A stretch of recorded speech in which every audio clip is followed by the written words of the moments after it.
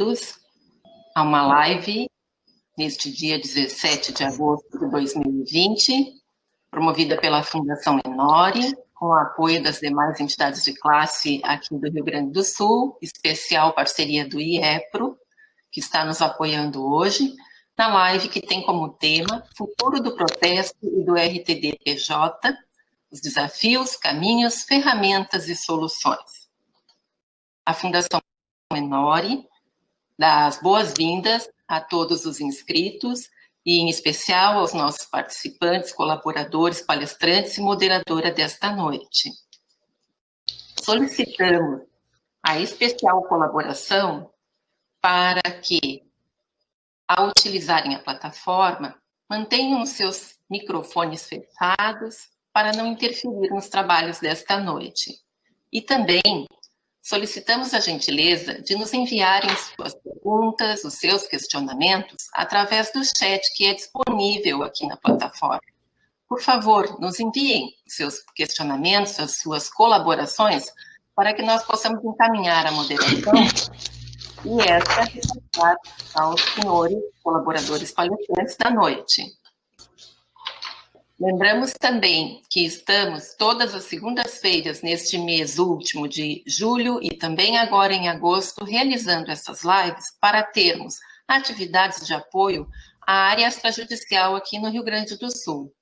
Nesses tempos de pandemia, trabalharmos, conversarmos, discutirmos temas de relacionamento e de contribuição para o engrandecimento da nossa área, para o trabalho extrajudicial, tem sido um dos objetivos da Fundação Enori. Por isso, estamos nesses espaços trazendo a colaboração de especialistas, convidados para generosamente dividirem os seus conhecimentos conosco.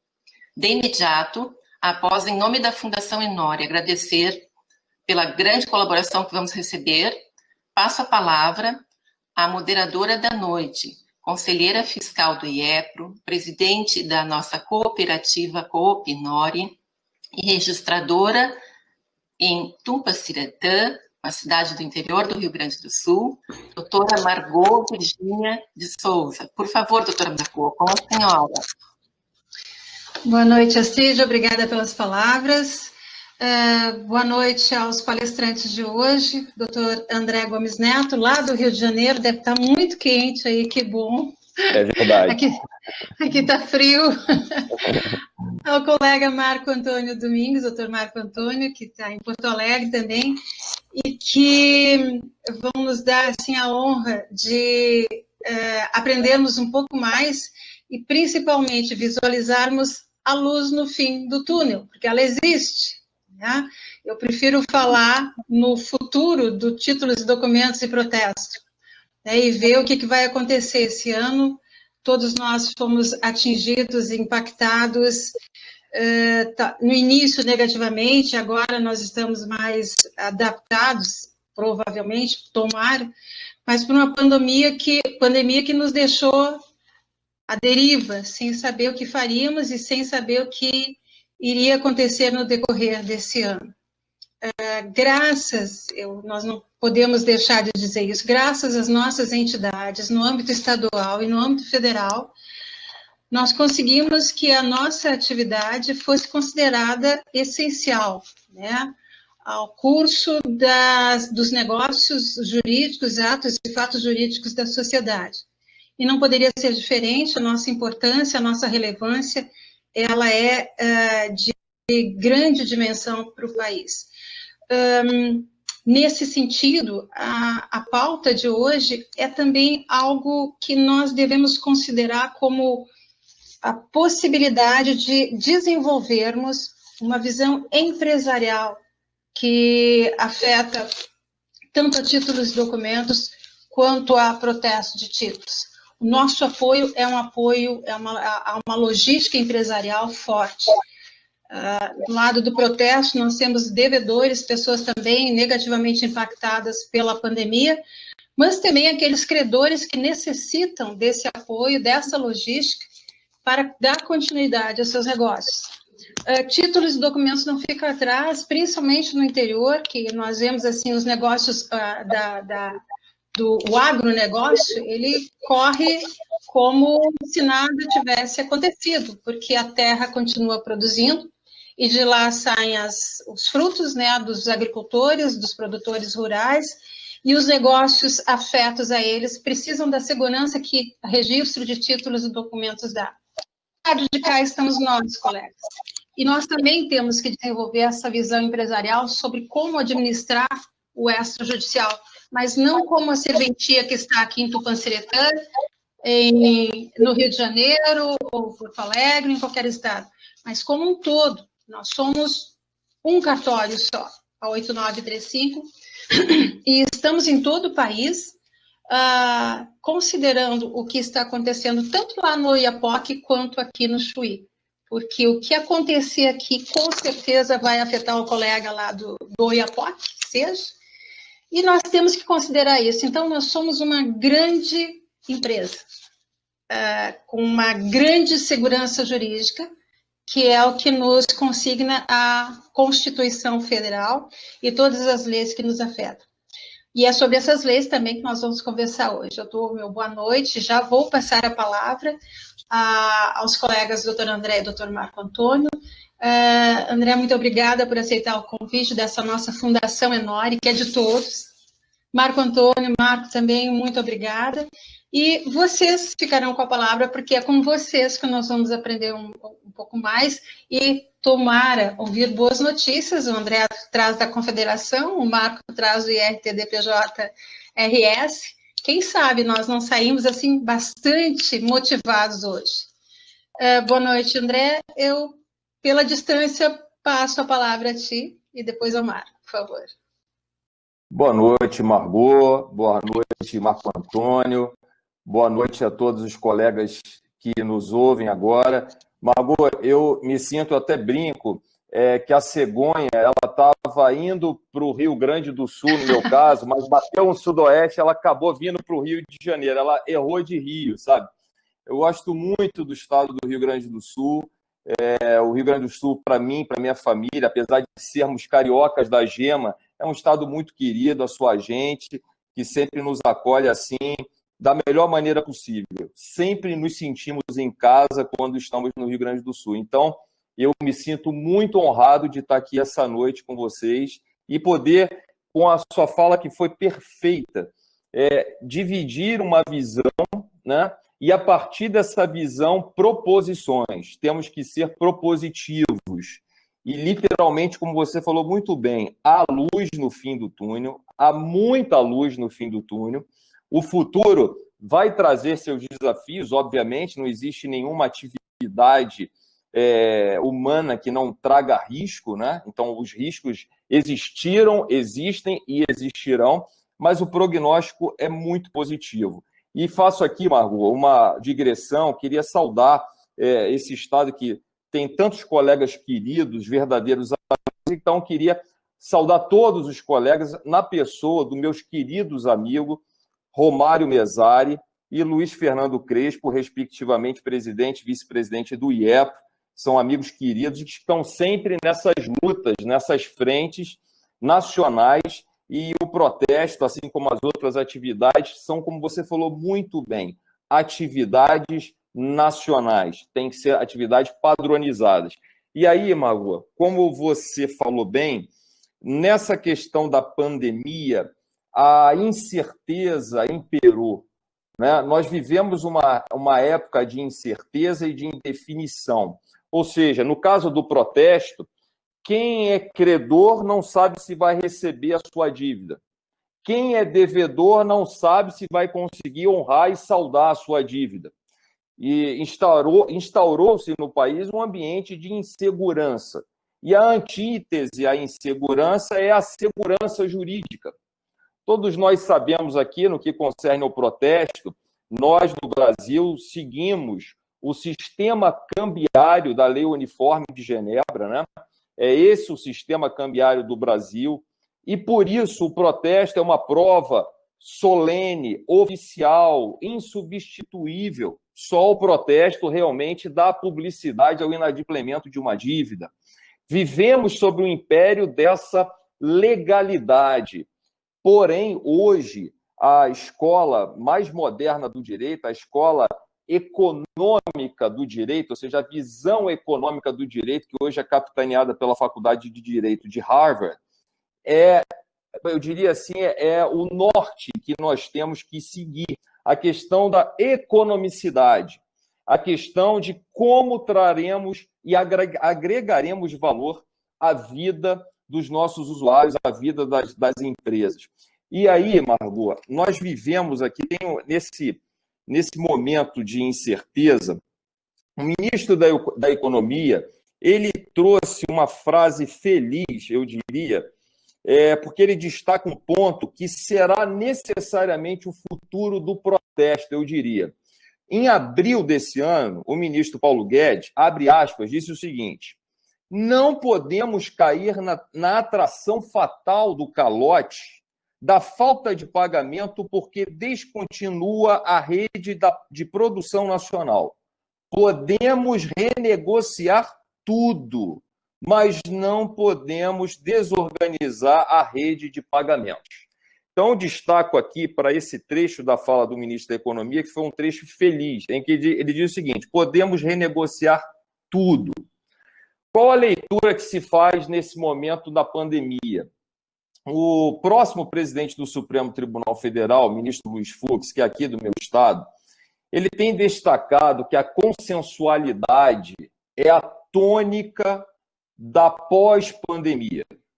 Ou seja, a busca por alternativas consensuais será a tônica do porvir. O pacta sunt servanda, que nós aprendemos como cânone, numa situação dessa de exceção, não tem como não ser relativizado. Não há como não ser. E, graças ao bom Deus, o protesto e o nosso seminário de hoje, ele fala do futuro, mas ele destaca também as ferramentas, os caminhos. E aí eu vou me permitir aqui fazer uma digressão, porque se nós estamos pensando no futuro, de alguma forma nós temos que saber onde estamos e quais são os nossos pontos fortes e quais são aqueles pontos que precisam ser melhorados. Nós temos problemas de ordem endógena e exógena. Então, Margot, eu vou fazer aqui uma digressão justamente nesse sentido, ao longo da linha do tempo, até chegarmos aqui ao momento da pandemia. Eu diria que nós estamos melhor aparelhados do que estávamos há coisa de 3 anos atrás, tá? Então, por exemplo, a Lei 9492, lá no artigo 1º, ela estabeleceu a grande revolução, que é o conceito do protesto de títulos e outros documentos de dívida. Os outros documentos de dívida foi uma verdadeira revolução. E hoje, nessa época de pandemia, em que a informatização ela é imperiosa, esse conceito largo, esse conceito que contempla qualquer documento sem forma pré-definida em lei, porque foi esse o conceito e a ideia do legislador de 97, inclusive ratificada por um dos seus autores, que é o nosso presidente nacional, nosso amigo Cláudio Marçal Freire, que participou diretamente da confecção da lei, e ele me disse: André, a nossa ideia era justamente não mais mencionar título de crédito, e sim títulos, ou seja, em tese, o conceito de títulos abarcaria os títulos executivos judiciais, extrajudiciais, os títulos cambiários e cambiariformes, e os documentos de dívida seria a engenhosidade da mente humana e o futuro que diriam quais seriam esses documentos de dívida. Essa foi a ideia do legislador de 1997. Aí já entro aqui num primeiro problema. Nós vivemos da desmaterialização, né? O futuro é o que era um time de uma década agora virou quase que um mês. E aí nós entramos num problema que foi o seguinte: o STJ, a segunda turma do STJ, apesar de todos sabermos do conceito de certeza, liquidez e exigibilidade, mas me parece, volto a dizer, que o legislador de 97 não erigiu a execuibilidade do documento de dívida para ser considerado como tal. Porém, a segunda sessão do STJ, em sede de recurso repetitivo, entendeu que documento de dívida teriam que ser documentos com executividade. Isso já cria para nós um limitador e, com todas as vênias, me parece equivocado. Então, veja, o legislador contemplou uma situação, todos nós sabemos que a jurisprudência também é fonte de direito, e agora com a nossa disposição processual nova, isso já não está mais no plano das discussões. Então, temos aqui um problema. Vamos a um segundo ponto muito interessante. O artigo 8º da nossa lei foi o primeiro artigo que trouxe a disrupção do princípio da cartularidade. Muito importante no momento em que estamos vivendo. Todos sabem que, apesar de o artigo 8º contemplar as indicações magnéticas ou eletrônicas das duplicatas mercantis ou de serviço, ali, já naquele momento, trouxe uma grande novidade para o nosso sistema. Então, iniciou-se ali as chamadas duplicatas virtuais. Muita gente fala assim, a duplicata eletrônica nasceu com a Lei 13.775. Não, ela começou no artigo 8º.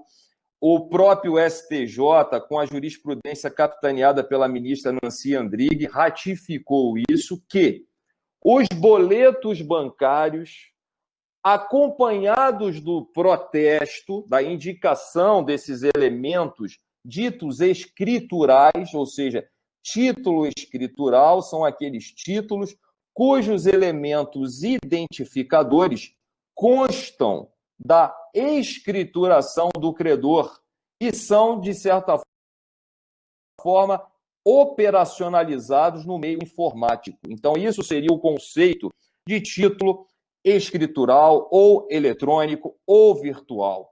Isso a nossa lei alcançou. O primeiro ponto da disrupção sentida em nós, entre nós, do princípio da cartularidade. E aqui é muito sensível porque dados oficiais do Instituto de Protesto de Títulos do Brasil dão conta que o nosso movimento de protesto no Brasil, é contemplado na casa de 97,78% de duplicatas. Esse é o movimento de títulos a protesto no Brasil, Margot. Ou seja, fundamentalmente, é quase que uma identificação da atividade de protesto com esse objeto, que são as duplicatas mercantis e de serviço. Então, esse é um ponto favorável e que foi graças a esse ponto, esse artigo 8º, que conseguimos nos manter no bojo da Lei 13.775.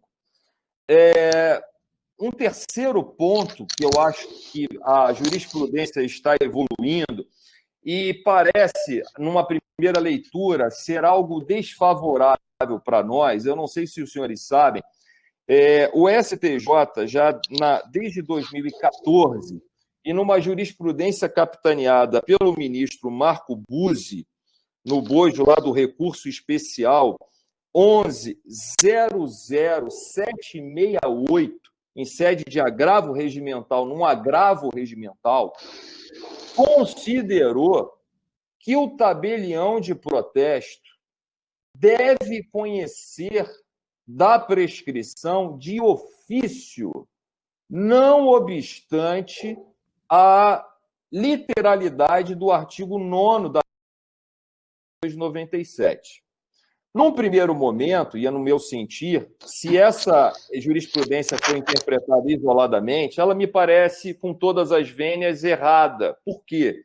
Os tabeliões de protesto se submetem ao princípio da legalidade estrita, e essa jurisprudência que foi proferida num caso concreto não teria o condão de nos vincular.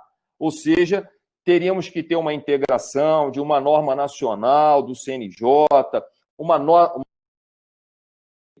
de um tribunal através da sua corregedoria, mas nunca de per si nos vincular.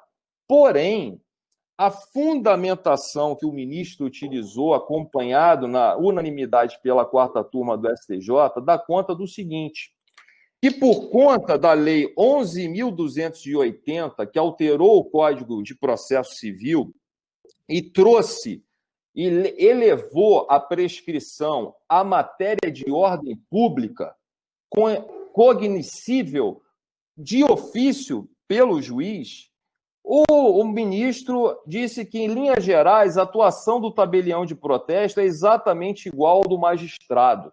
Seria uma espécie de um magistrado extrajudicial, ou seja, que nós, fundamentalmente, temos ali na nossa raiz uma igualdade de atuação com a magistratura. Isso hoje fundamenta muito a diretriz aí que o protesto tem alcançado no alargamento do seu objeto, notadamente no PL 6204 de 2019, que daqui a pouquinho eu falo sobre ele.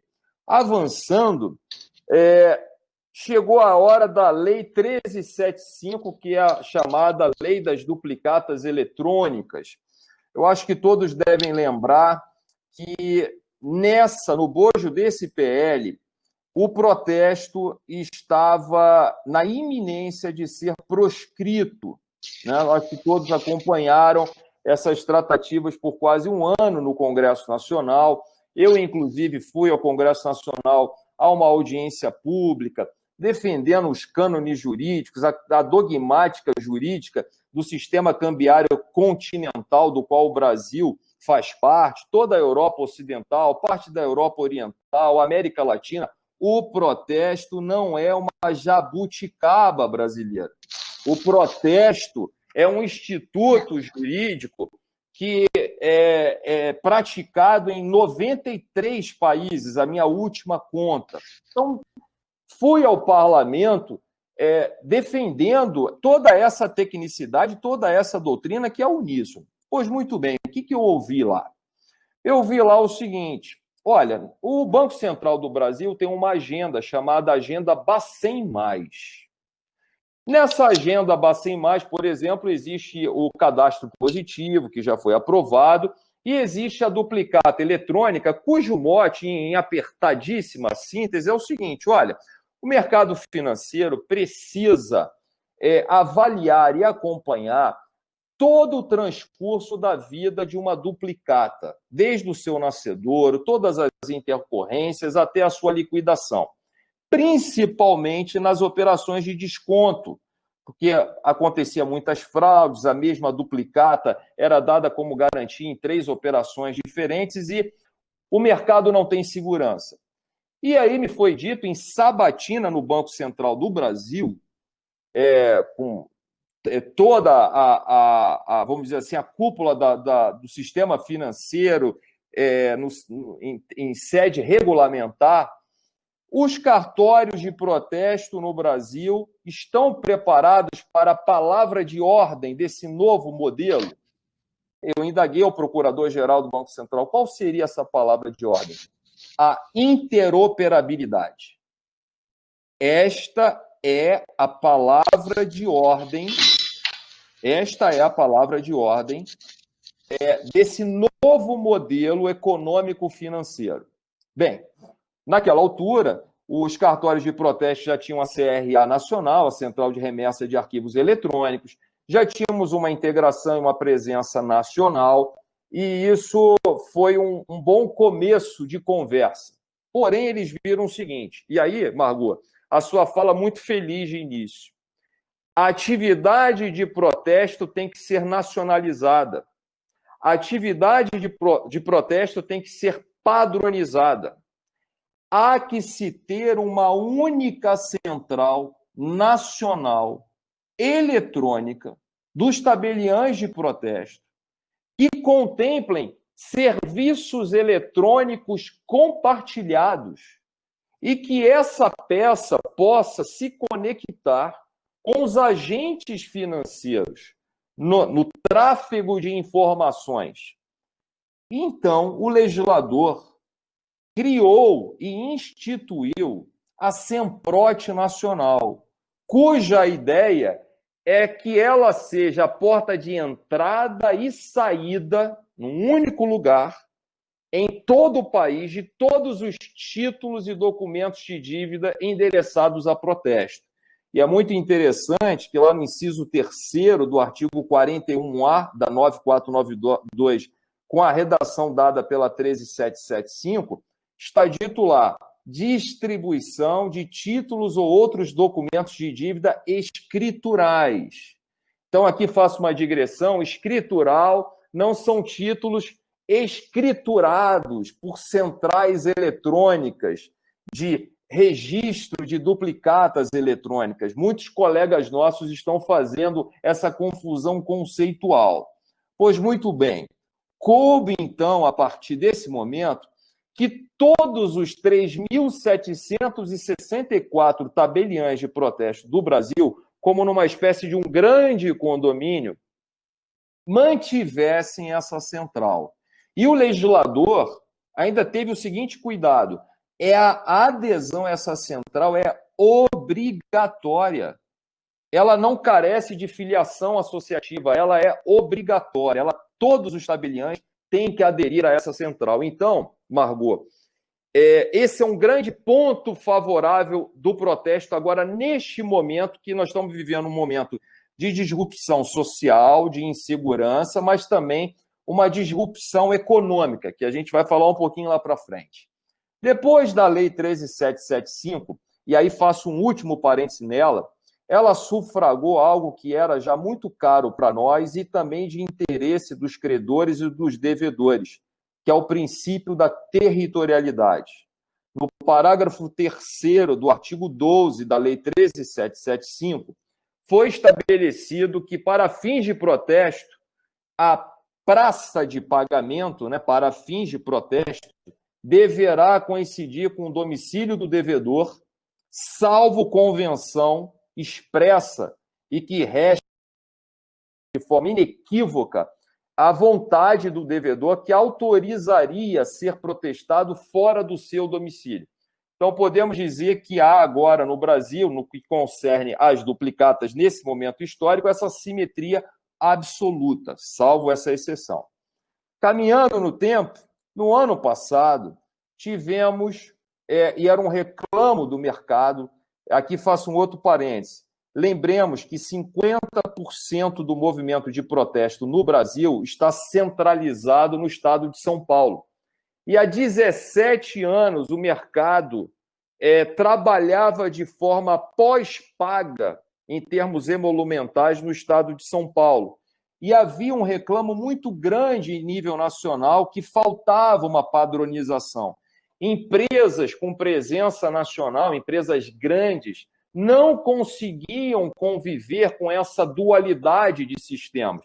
No estado de São Paulo eu sou desonerado, mas se eu tiver que ir para outros estados, eu então tenho que recolher previamente os emolumentos e os acréscimos legais. Isso desestimulava os usuários dos serviços porque faltava padronização, faltava nacionalização dos nossos serviços.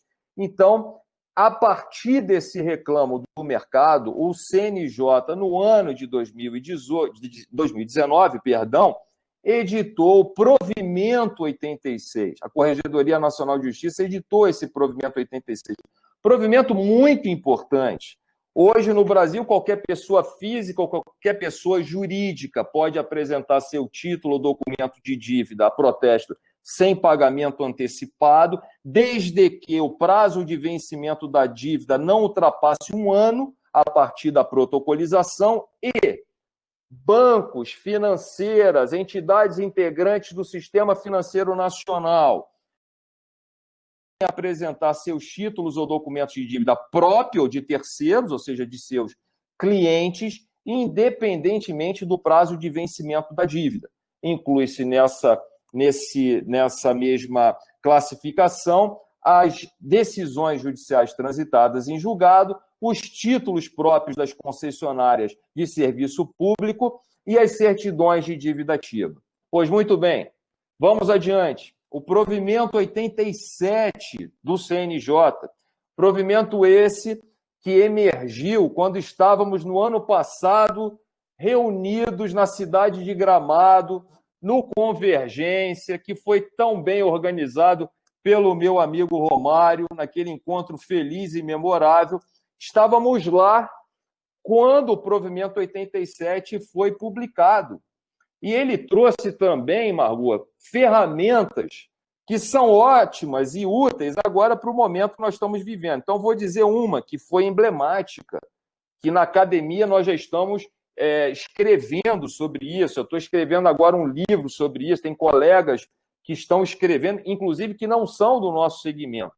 O artigo 2º, parágrafo 1º do Provimento 87 contemplou a absoluta disrupção do princípio da cartularidade no Brasil.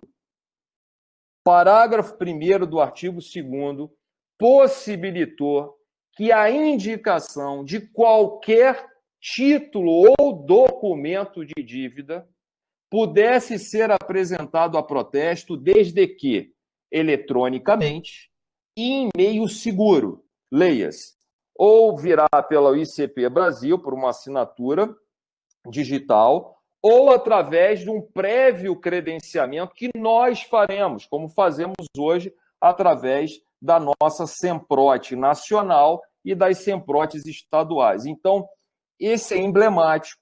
Na era da desmaterialização, o nosso usuário, como você falou muito bem, ele não quer ter custo, ele não quer ter nenhum custo de digitalizar a imagem de um documento.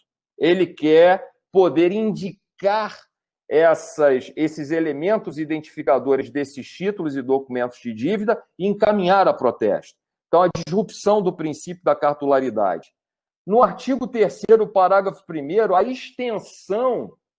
a extensão do princípio da territorialidade para todos os títulos e documentos de dívida. Então, não somente agora em relação às duplicatas. O CNJ considerou que, ressalvadas as leis especiais, aí notadamente os títulos chamados títulos domiciliados, como é o caso do cheque, como é o caso da letra de câmbio, a regra geral é o protesto no domicílio do devedor.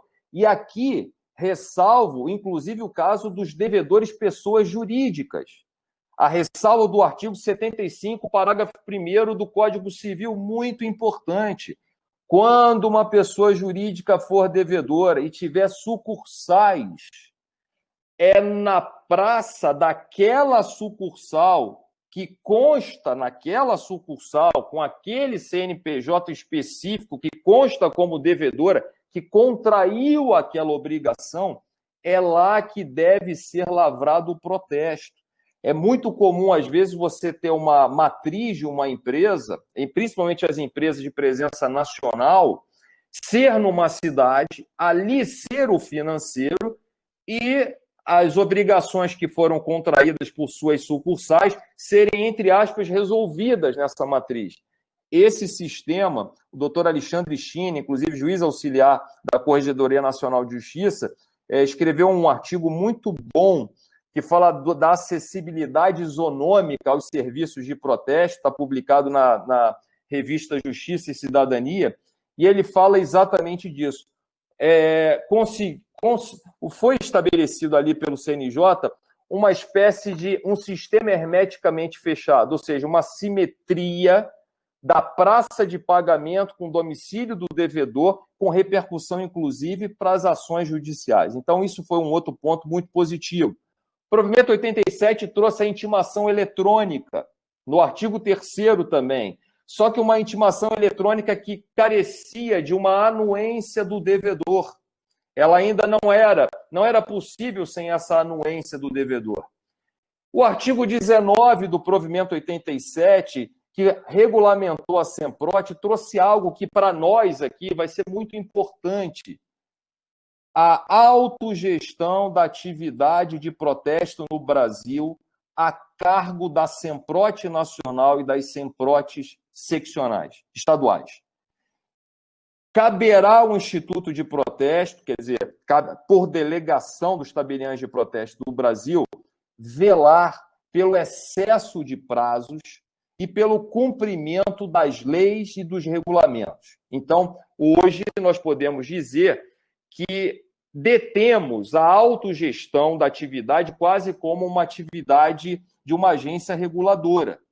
Hoje, nós temos a obrigação, os dirigentes têm a obrigação, até pessoal, de velar por esses cumprimentos, pelo cumprimento dos prazos e das normas dispostas nas consolidações normativas e nas normas do próprio Conselho Nacional de Justiça. Então, avançamos. Muito bem, chegamos na fase da pandemia. E você falou muito bem.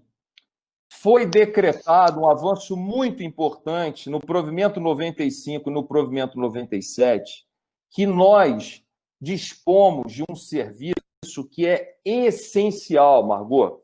Está lá dito no provimento 97, no seu considerando, que os serviços prestados pelos tabeliães de protesto são essenciais para a prova do inadimplemento de títulos e outros documentos de dívida com a chancela da fé pública. Só que o que aconteceu, né? O provimento 97, que tratou da intimação eletrônica, um grande avanço, uma faculdade agora disposta ao alcance do tabelião de protesto, a intimação que pode ser encaminhada por e-mail, por aplicativos instantâneos de mensagem, foi um avanço para nós, mas, infelizmente, nós tivemos resistências, inclusive dentro da nossa casa. Vocês estão acompanhando aí a queda do nosso movimento, né? E eu pedi ao nosso presidente Léo Almada que, junto com a nossa Cida Rosa, que é a nossa superintendente da Semprote Nacional, pudéssemos, assim, avaliar como estava sendo dado cumprimento aqui ao provimento 97. Pasme, Margot. No dia 7 de julho, detectamos que mais de 65 mil títulos estavam sem retorno no Brasil. Mais de 65 mil títulos. Ouvi histórias de colegas que diziam o seguinte: olha, eu não acho justo com o devedor, nesse momento, ser protestado. Todos nós sabemos que o usuário do cartório de protesto é o credor. O protesto é um ato do credor. O tabelião de protesto lavra um protesto que não é seu, é do credor. Nós lavramos e registramos um ato que é do credor. O devedor hoje, ele é o garante, com base lá no artigo 325 do Código Civil, compete a ele, principalmente, arcar com os ônus decorrentes da cobrança da sua dívida. Porém, o usuário do nosso serviço é o credor. E o que aconteceu? Aconteceu que os bancos, dentro do produto de cobrança dos bancos, os bancos começaram a ser interpelados pelos seus usuários, que ficaram alguns meses sem ter retorno dos títulos que foram encaminhados por eles para protesto no Brasil. Inclusive, o Banco Itaú abriu vamos dizer assim, um novo trabalho em que ele classifica esses tabelionatos como tabelionatos ofensores, porque não estão dando cumprimento ao que o CNJ nos impôs.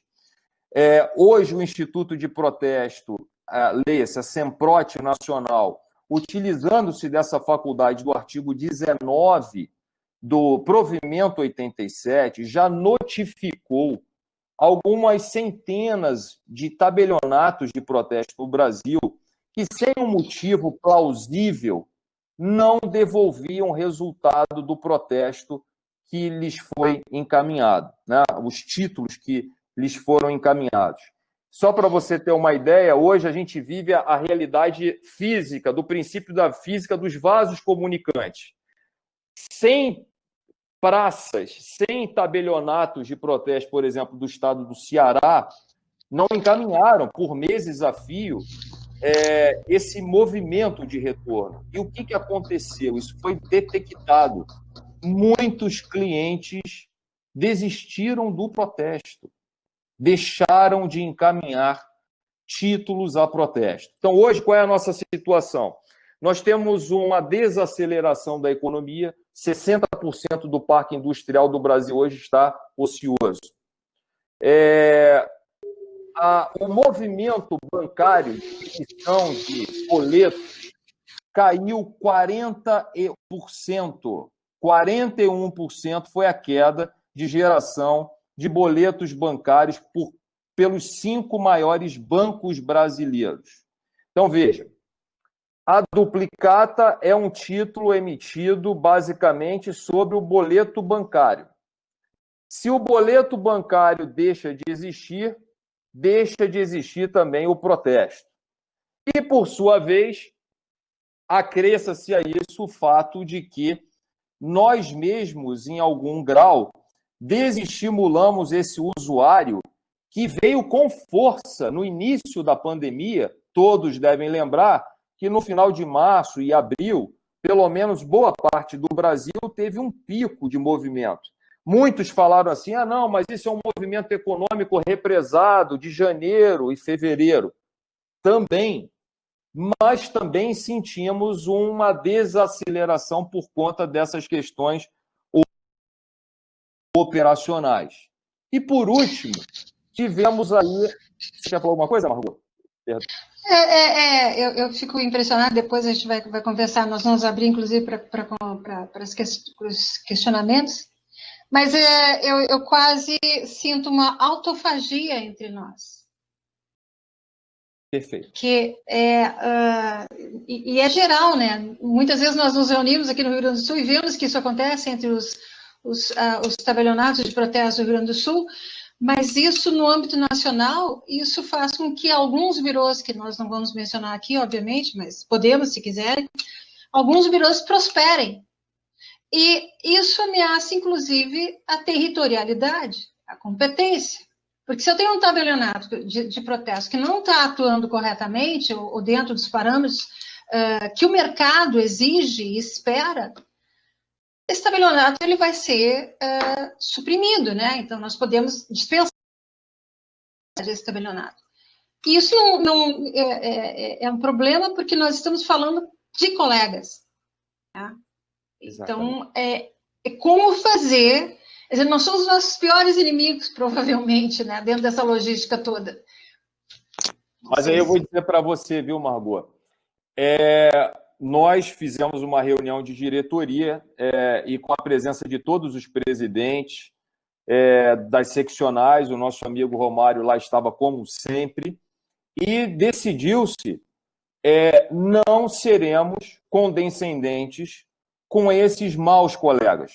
Problemas todos podemos ter, temos que ter sensibilidade. Por exemplo, caso tenha ocorrido um adoecimento naquela unidade, por questões sanitárias ela teve que ser paralisada, existem razões plausíveis. Porém, você enfrentar um colega que não possui disponibilidade em relação a um direito subjetivo, não encontro outra palavra, que um credor tem, que o Conselho Nacional de Justiça nos impôs. Todos devem lembrar aqui do PL 675, que quis suspender os protestos até o final da pandemia. Eu não sei se os senhores sabem. A AMB, Associação dos Magistrados Brasileiros, juntamente com o Colégio de Presidentes dos Tribunais de Justiça do Brasil, juntamente com o Colégio Permanente dos Corregedores Gerais de Justiça do Brasil, emitiram 2 notas técnicas emblemáticas que vale a leitura, dando conta da essencialidade do serviço de protesto de títulos, que ele é fundamental para a economia. Só que, infelizmente, Margot, uma parcela dos nossos colegas esqueceu, vamos assim dizer, dessa lição, ou dessa nossa missão, desse nosso dever de ofício. Pois, muito bem, oficiamos a Corregedoria Nacional de Justiça. Infelizmente, às vezes o ser humano não entende pelo bom senso, não entende cumprindo o seu mistério institucional. Mas eu digo a você que essa situação já foi, em grande parte, revertida. porque nós, o Instituto, oficiou a Corregedoria Nacional de Justiça, que está instando as corregedorias locais a tomar providências. Perfeito. Então, por isso que eu quis falar do artigo 19 do provimento 87, porque daqui para frente, Margot, a SEMPROT nacional e as SEMPROTs estaduais terão necessariamente essa função de atividade e autogestão da nossa especialidade. Seremos uma agência reguladora, porque sem a qual não sobreviveremos. Muito bem. Provimento... Eu vou te interromper um pouquinho, quer dizer, tu conclui essa fala, e aí depois eu vou passar para o Marcos, para nós depois abrirmos. Mas pode, por favor, eu quero que tu concluas.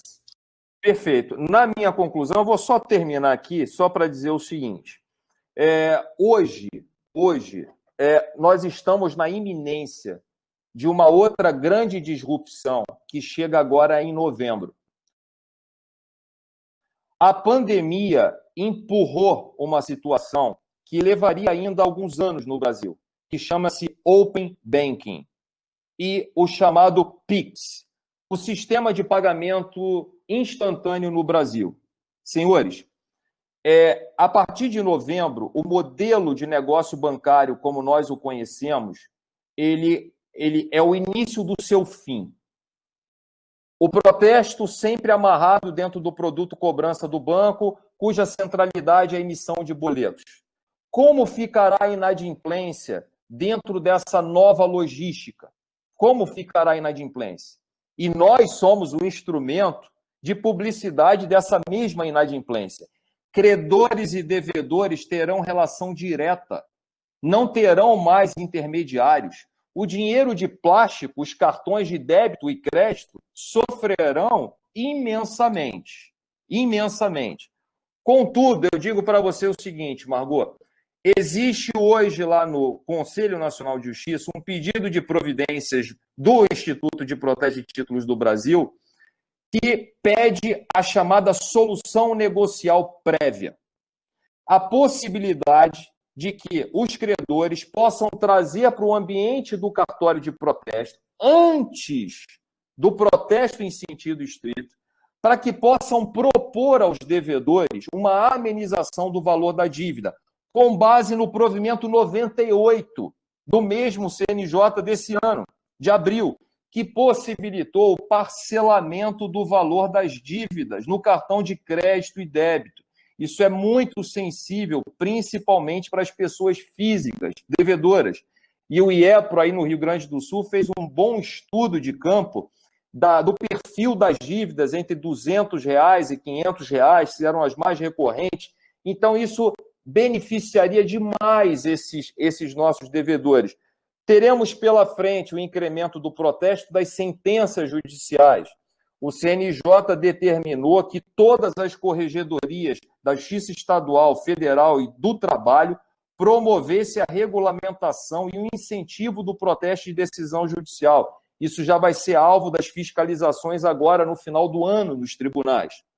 Teremos aí o PL 6204 de 2019, que é a desjudicialização da execução civil. Uma outra grande revolução da qual eu fui honrado em poder participar.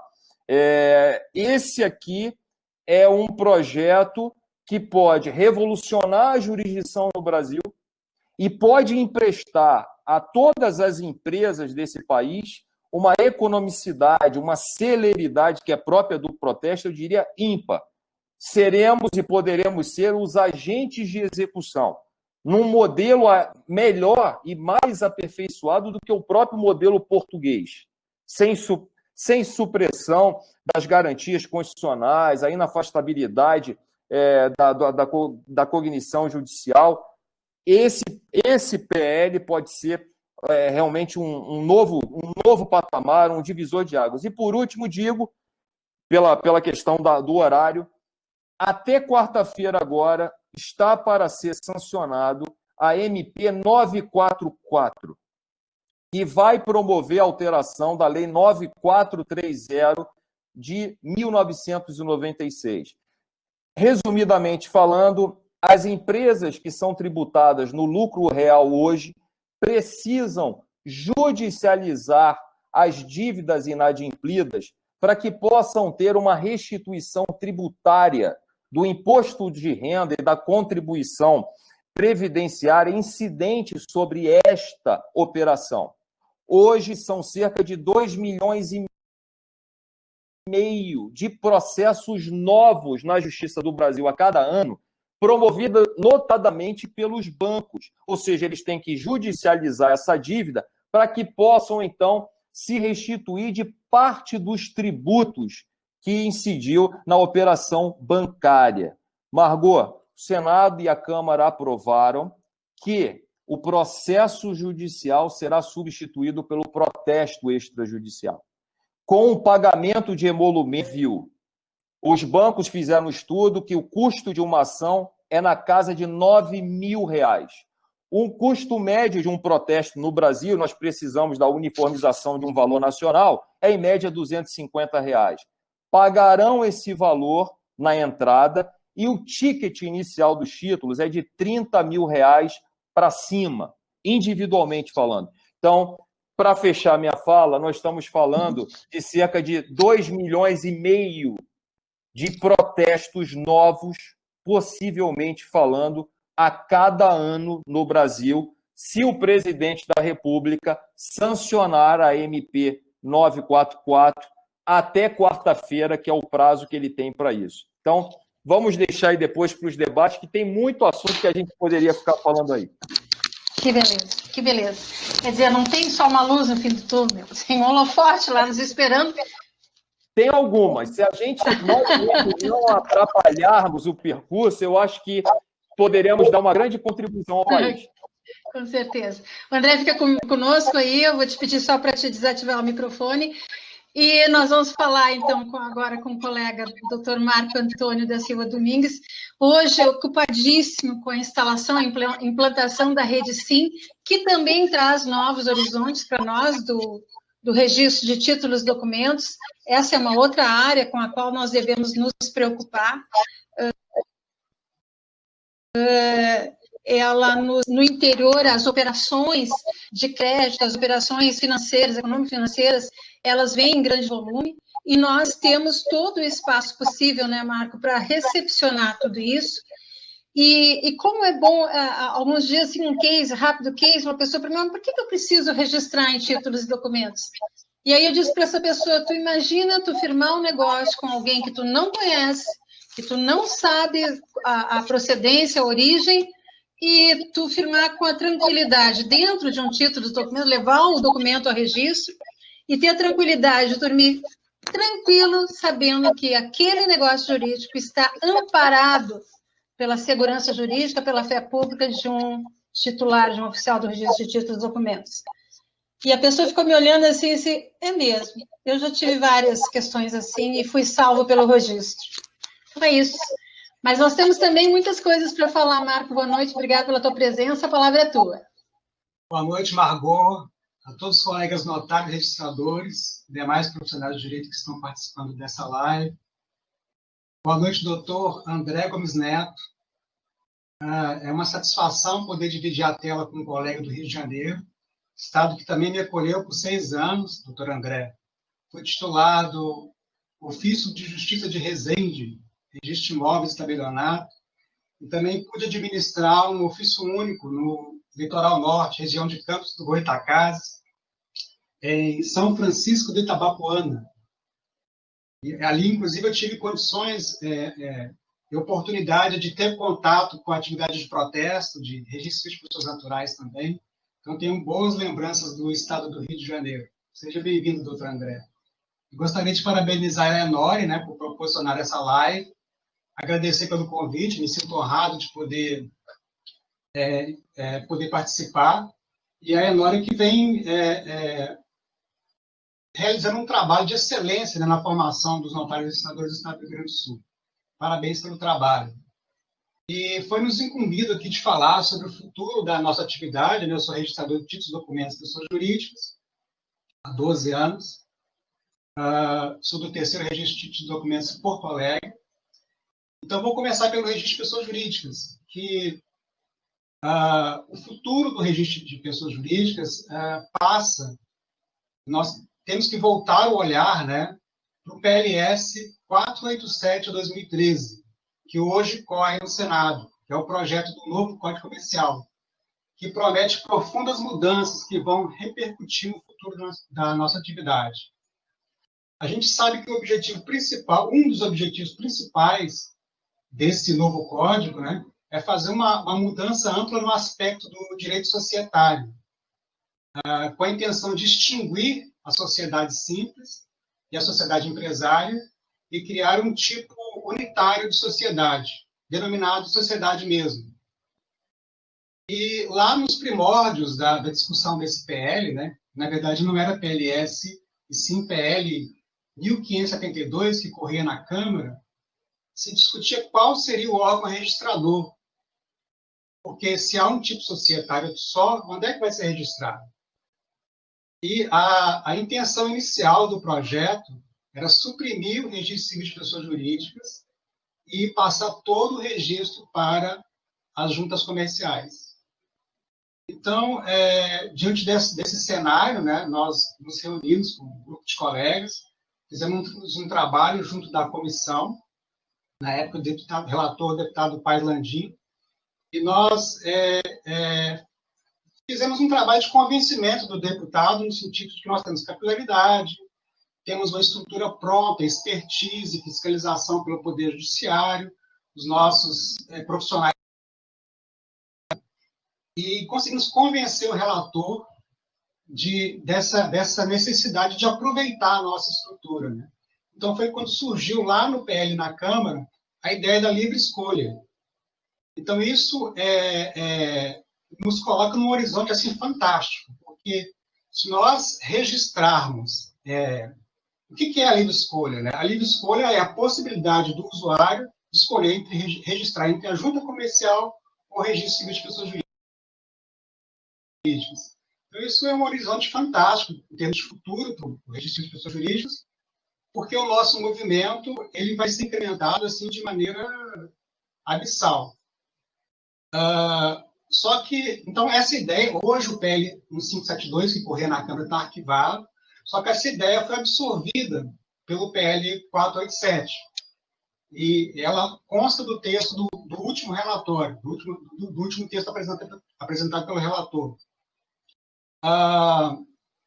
Só que tem uma questão que precisa ser tratada por todos nós, e de urgência, que o texto do anteprojeto do Código Comercial, ele determina, ele prevê o seguinte, que a nossa participação, os registros de pessoas jurídicas, a nossa participação ela fica condicionada a nós estarmos inseridos também nesse sistema de informações que é a REDSIM, que é essa rede de simplificação de empresas. Esse projeto é uma política governamental, né, de dinamização do registro empresarial, porque lá, muito antes, uma década atrás, nós fomos ranqueados no Doing Business, do Banco Mundial, numa posição muito desfavorável. E isso influi no grau de investimento, no grau de risco do Brasil. Então, foi criada essa política governamental, né, de tentar acelerar, agilizar o registro empresarial. E aí, a Receita Federal criou esse projeto da REDSIM.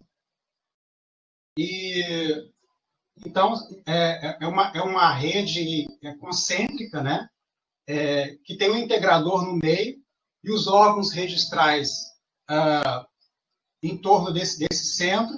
Então, cartórios, juntas comerciais, prefeituras, OAB, SEBRAE, Cefaz,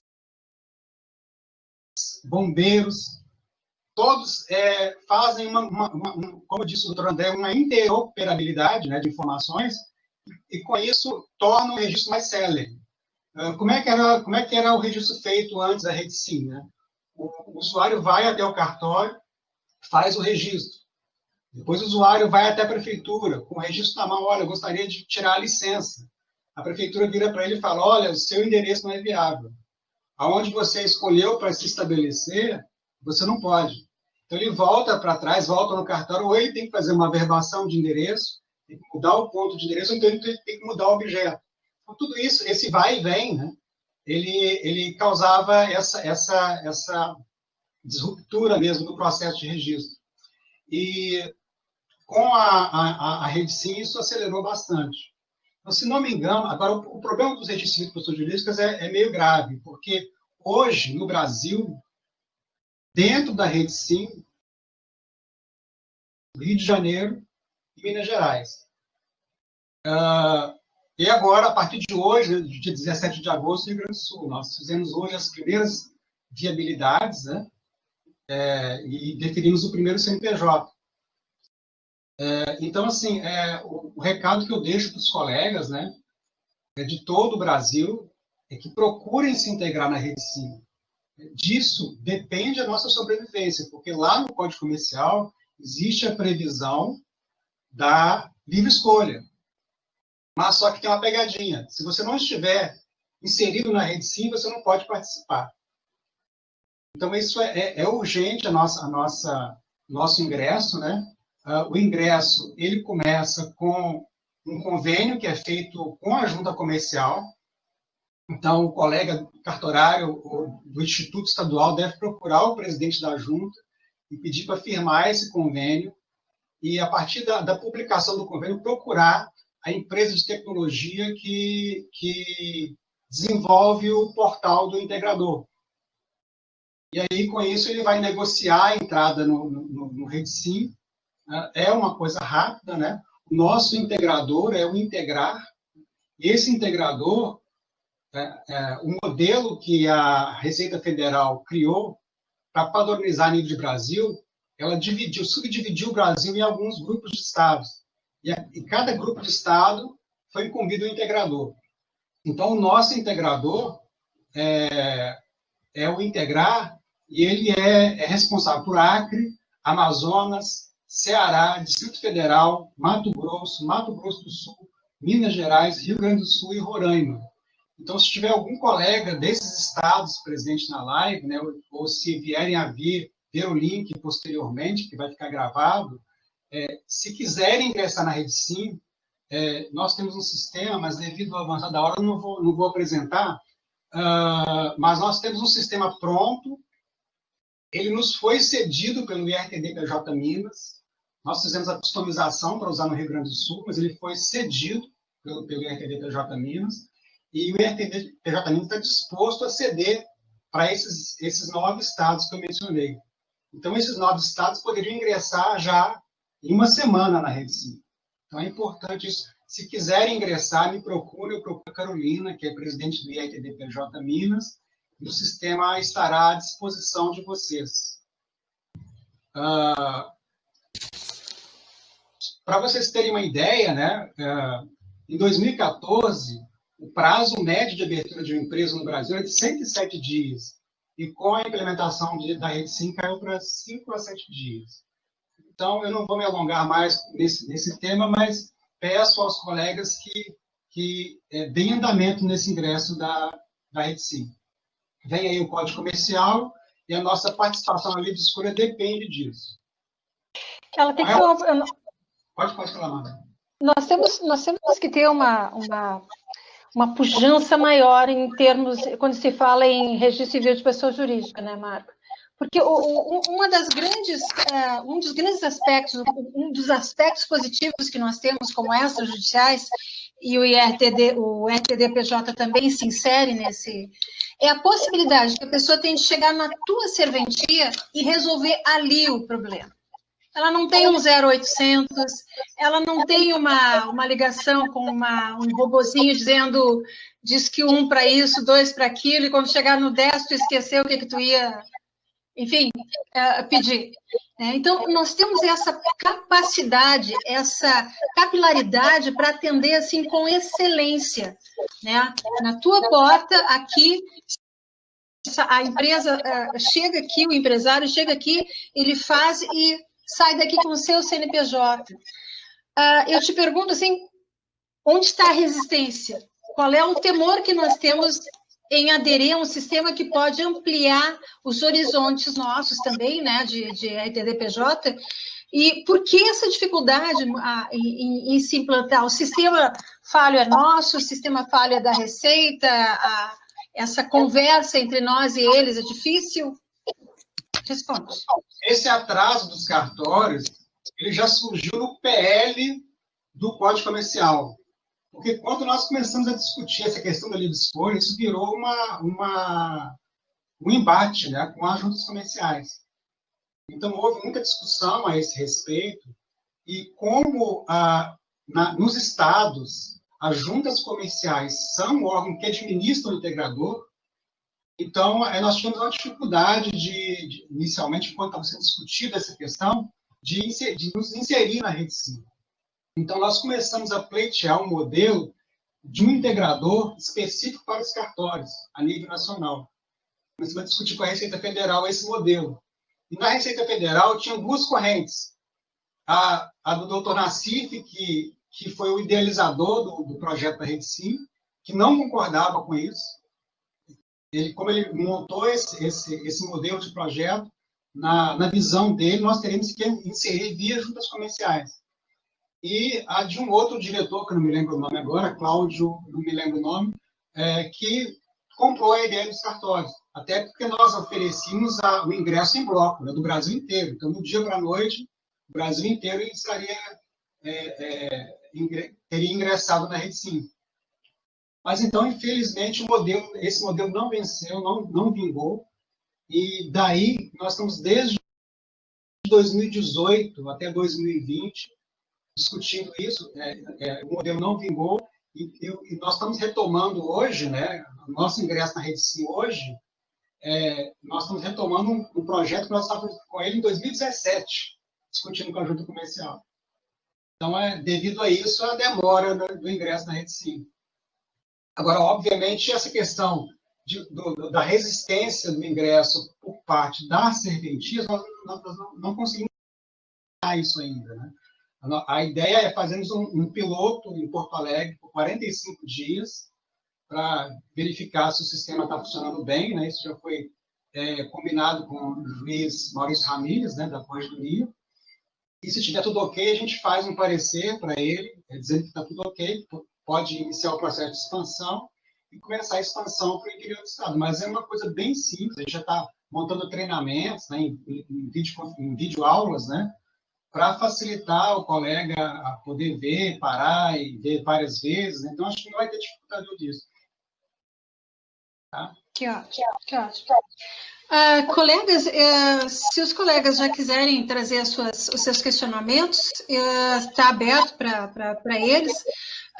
Eu gostaria nós temos vários questionamentos, né? Marco, a Rede Sim é um deles.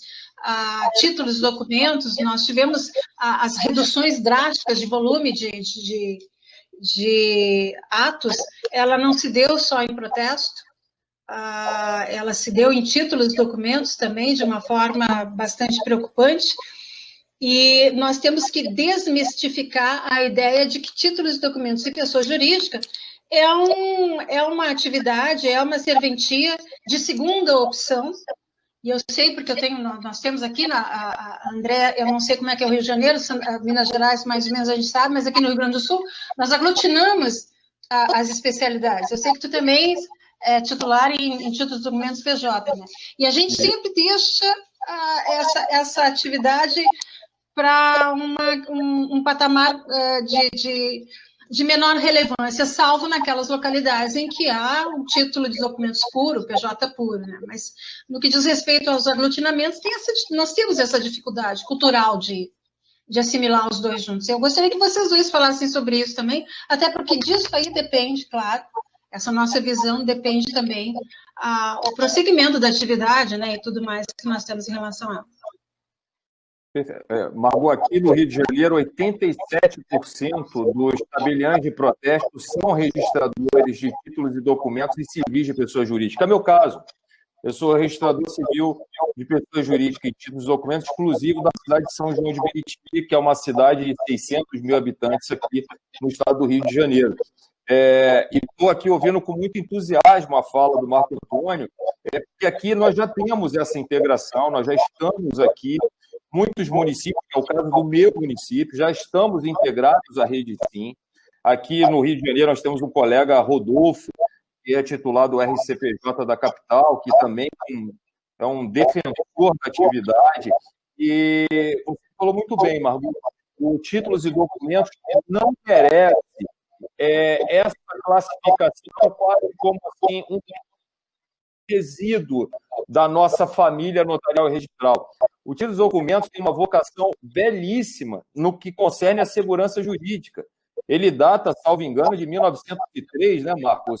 O decreto, né?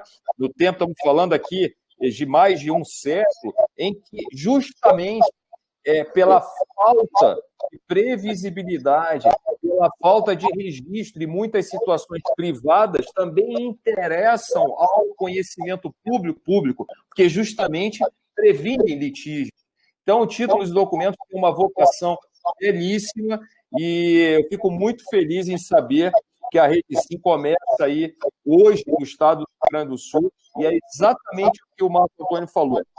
Sem esta integração, sem esta interoperabilidade, é isso que o mercado está nos exigindo. Olha, vocês, notários registradores, são portadores da fé pública, da presunção de definitividade dos seus atos, porém, se vocês não estiverem conectados às engrenagens financeiras, do dia a dia das empresas, vocês não terão utilidade, vamos assim dizer, pública, né, no sentido mais amplo da palavra. Fico muito contente aí de saber, e o caminho é esse aí mesmo, viu, Marco? Marco, tem uma pergunta para ti, o colega Alexandre Pellegrini, de Charqueadas. Oi, Alexandre. Ele pergunta se a adesão à Rede Sim é automática ou precisa ser provocada pela serventia. Bom, assim que nós tivermos concluído o piloto na capital, né, então eu vou abrir nos grupos, nas redes sociais e todos os canais de comunicação que nós tivermos, né, abrir os termos de adesão. Então, o cartório assina um termo de adesão e imediatamente ele ingressa na Rede Sim, de maneira bem simplificada, bem rápida. André, eu vou te fazer uma pergunta, e essa é recorrente nos grupos assim, aqui do Rio Grande do Sul, sobre a questão do protesto, a intimação eletrônica, os prazos da intimação. Nós temos a nossa consolidação, nós temos os provimentos, mas uma das grandes dificuldades que nós todos, os nossos colegas e todos nós, né, tem é de justamente fazer a intimação de maneira que ela seja perfeita dentro daquela circunstância em que a pessoa, nós mandamos o ofício para a pessoa, esse ofício retorna ou não retorna, aí tem os 15 dias, eu posso intimar por edital, enfim, eu acho que o grande embate, colegas, entre nós e o que nós temos recebido através de alguns bons provimentos, o quanto esse provimento pode adentrar na lei, mudando a forma como a lei determina, estabelece, compõe essas questões assim, de protesto. Margot, o provimento 97, eu acho que ele veio para ficar, ele estabelece um procedimento trifásico. Então, parece um pouco confuso, mas é mais ou menos o seguinte: a intimação será considerada cumprida, de acordo com como está no caput do artigo 1º, quando se comprovar a sua entrega. Se você ler aí até aí a redação do artigo, dá a entender que, pronto, essa fase está exaurida. Faço algumas observações. O comando do artigo é por um período de pandemia. A motivação do provimento é justamente aquelas circunstâncias de limitação de pessoas, de cidades com portas cerradas. Então, veja, o artigo ele fala assim, o titular de protesto poderá utilizar o meio eletrônico. Ele não impõe, uma faculdade. E, a grosso modo, você pode mandar uma intimação por um e-mail, você comprova, hoje nós temos ferramentas tecnológicas que comprovam que aquela pessoa, aquele destinatário, abriu o e-mail. Só que aí vem o artigo, o parágrafo 1º, que diz assim: após 3 dias úteis, sem que haja uma resposta do devedor, a intimação feita na forma do caput deverá ser providenciada a intimação nos termos do artigo 14, intimação pessoal. Então, quais seriam as respostas possíveis desse devedor? Ora, o pagamento elisivo, uma retirada sem protesto nesse prazo de 3 dias úteis, ou até mesmo um contraprotesto, que também é uma forma de manifestação desse devedor de contrariedade àquela dívida. Então, o que o artigo diz é o seguinte: ó, se em 3 dias úteis, mesmo você comprovando que aquele e-mail com aquela intimação eletrônica foi aberto, isso não basta. Eu tenho que imprimir certeza. Então, você vai ter que resvalar o procedimento comum, que é a intimação, que pode ser pessoal, pelo seu cartório, ou pelos correios. Uma vez ultrapassado 10 dias úteis, sem que ou a AR tenha voltado, se for por correio, ou o próprio portador não conseguiu alcançar esse devedor, aí você vai para a terceira fase, que é a intimação através do edital, mas o edital eletrônico, não mais aquele vetusto edital lá pendurado na porta do cartório, ou seja, no site da CENOT estadual ou nacional, você então vai veicular esse edital e, pelo artigo 13 da 9492, no primeiro dia útil seguinte, você então lavraria o protesto. Então, a grosso modo, nessa medida de exceção, a gente está falando aqui de prazo de quase 15 dias úteis, vamos assim dizer, do que era 3 dias, quase 15 dias úteis de alargamento desse prazo. Mas, resumidamente, Margot, é essa a mens desse provimento 97, tá? Uma questão da doutora Karine Moreira, ela é a substituta registro de imóveis do IRTDPJ Riachão das Neves, Bahia. Bacana, boa noite, doutora Karine. Estamos precisando de motivação para o IRTDPJ? Isso é uma pergunta. E ela aqui informa que não sabia da rede SIM com as serventias. Será que há um pecado na questão da divulgação de todos esses sistemas, essas ferramentas novas e essas interoperabilidades novas que nós estamos tendo? Ou o que nós estamos fazendo? O que está faltando para as pessoas terem mais informação sobre isso? E a motivação para a RTDPJ. Pergunta para mim, doutor Margot? RTDPJ. Bom, com relação à motivação, né, o que nós temos que fazer, e eu estou bem otimista com relação a isso, é que a nossa central de registro de títulos e documentos, ela foi bastante eficiente, apesar desse cenário da pandemia ter sido triste, né, por conta das mortes e tal, mas a central, ela sobreviveu bem a esse cenário, né? A distribuição de títulos foi fluida, a distribuição financeira, o fluxo financeiro também funcionou bem.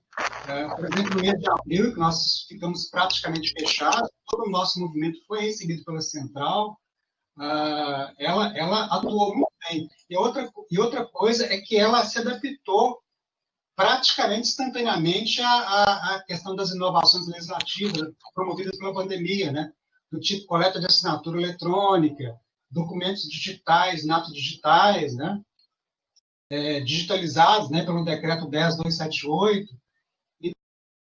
Então, assim, o que eu posso dizer para a colega é que nós devemos cada vez mais difundir essa cultura da central, porque é o caminho, né? É como o nosso cliente quer o serviço, né? De maneira fácil, simples, né? E a gente sabe que o cliente do RTD são os bancos, né?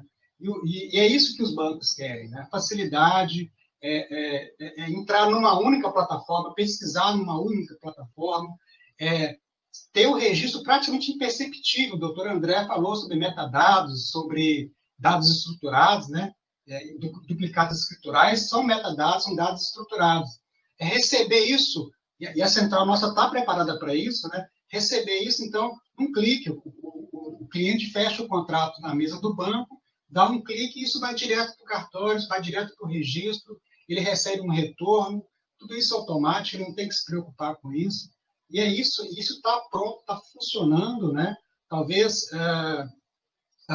esse tipo de ferramenta não tenha sido assim, bastante divulgado. Nós estamos firmando uma parceria agora com o Confia, que é uma empresa que tem expertise nessa área de marketing, de assessoria comercial, assessoria jurídica, e vai fazer aquilo que nós não fazemos, né? Que nós somos deficientes, que é vender o nosso produto, quer mostrar, quer inserir a gente em outros nichos mercadológicos. O Confia vai fazer isso, a gente está acreditando nisso. Então, a gente dá essa esperança para essa. E essa pergunta eu dirijo ela primeiro ao doutor André, depois ao doutor Marco. Além de grandes demandas que nós teremos aí para enfrentar, doutores, nós temos uma que se chama emolumentos, né? E os emolumentos, eles não estão unificados. E nós temos defensores de um emolumento, de uma tabela única para o país, e também os que contraditam essa possibilidade.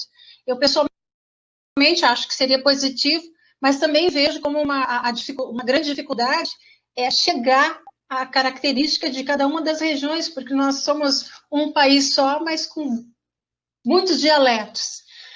Começo por ti, André. Podemos vencer isso? Isso está nos estudos? Está está em andamento? E qual a perspectiva? Margot, isso eu te digo que é o outro lado da moeda. O primeiro lado da moeda foi o provimento 86. O outro lado da moeda é uma padronização que seja em normas gerais, né? A gente pode estar pensando em 10.169, mas na própria nossa lei, esses estudos estão acelerados.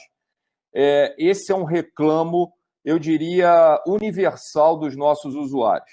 Então, por exemplo, vocês no Rio Grande do Sul têm, para mim, e eu estudo isso o tempo inteiro, eu comparo as tabelas do Brasil inteiro, a tabela mais inteligente do Brasil é a tabela do estado do Rio Grande do Sul. Vocês conseguiram engendrar muito bem uma ratio com proporcionalidade ao valor da dívida. Infelizmente, na boa parte dos estados, há uma lógica perversa. Quem deve pouco paga muito emolumento. Quem deve muito paga pouco emolumento. Ou seja, as coisas são invertidas, não há uma proporcionalidade. Então, é um reclamo do mercado, porque esse credor ele também não quer onerar demasiadamente o seu devedor.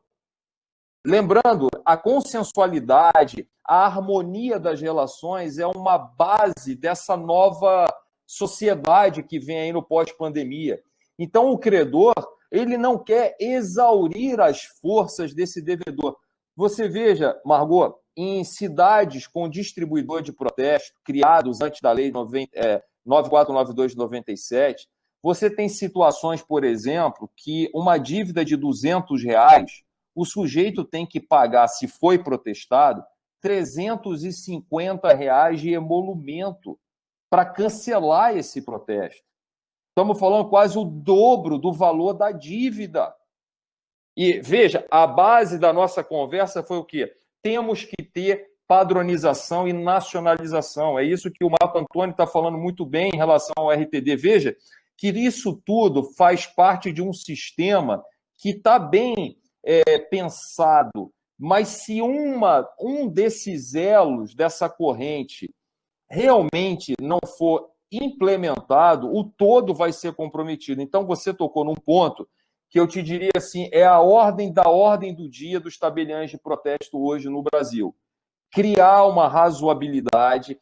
Todos nós sabemos que emolumento é tributo estadual, a competência impositiva dos emolumentos é de cada estado da federação. Existe toda essa lógica constitucional, mas já se avançou. Eu não sei se vocês viram agora, recentemente, modulações já na Lei 10.169, já envolvendo outras atribuições, e que justamente também passam pela mesma dificuldade, ou seja, uma harmonização nacional, porque, lembremos, apesar de o nosso país ser um país continental, cada vez mais você tem clientes com presença nacional. Não adianta o cliente ser muito bem atendido no estado do Rio Grande do Sul, ter aí uma tabela otimizada, proporcional, mas esse cliente fala, olha, se eu não tiver o mesmo para o Ceará, para o Amazonas, para o Rio de Janeiro, para Fortaleza, para Natal, qualquer lugar, eu não trabalho com protesto. É custoso para mim me organizar internamente com tantas realidades diferentes. São 27 realidades emolumentais diferentes no Brasil, gente. Não há como se sustentar uma situação dessa.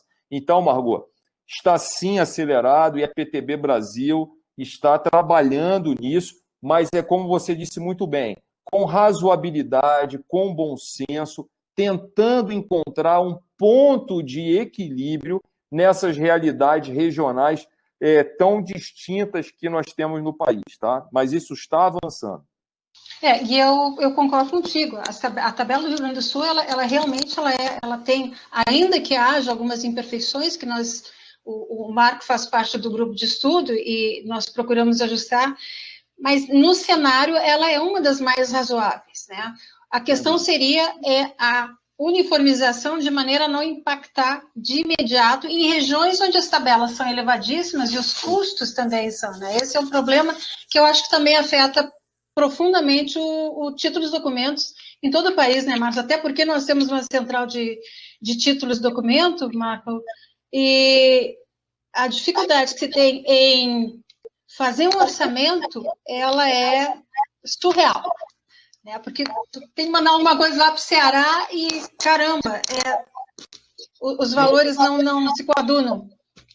É, inclusive, um problema de impacto no próprio serviço da central, porque a central, como ela é centralizado, né, o orçamento, então a central tem que perguntar para o Estado como é que cobra aquele movimento, né? Então tem um delay em cima disso.